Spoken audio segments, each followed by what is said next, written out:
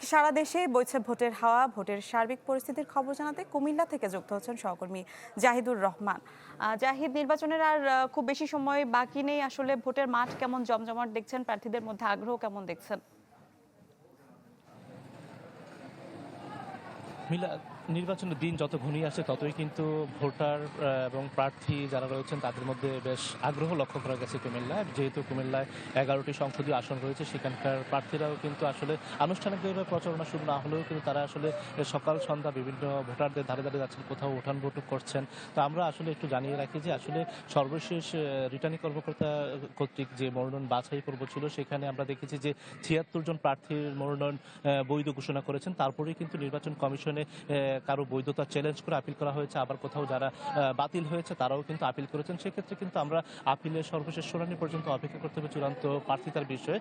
আর যেহেতু 20 তারিখে আগামী 20 জানুয়ারি মনোনয়ন প্রত্যাহারের শেষ দিন, সেদিন পর্যন্ত আসলে জানা যাবে যে কি বুঝলেন ভাই, অনলি যেটাই চাই।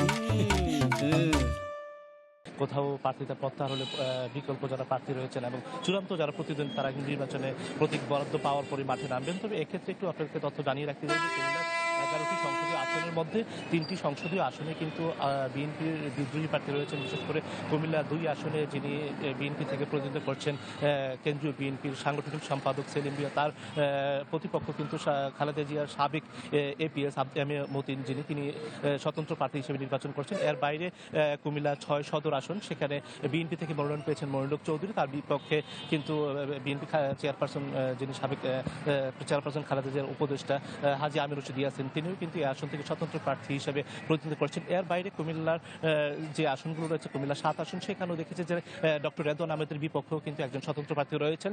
এর বাইরে কিন্তু অন্যান্য যে আসনগুলো রয়েছে সেখানে 11 দলীয় জোট রয়েছে। সেখানে আসলে জোটগতভাবে প্রত্যাহারের যেহেতু সময়সীমা চলে আসছে, জোটগত প্রত্যাহারের পরে কিন্তু চূড়ান্ত প্রার্থিতা নির্বাচন হবে। তবে বলা যায় যে ভোটারদের বেশ আগ্রহ নির্বাচনকে ঘিরে তৈরি হচ্ছে, পাশাপাশি প্রার্থীরাও কিন্তু ভোটারদের ধারে ধারে যাচ্ছেন। তো এই ছিল।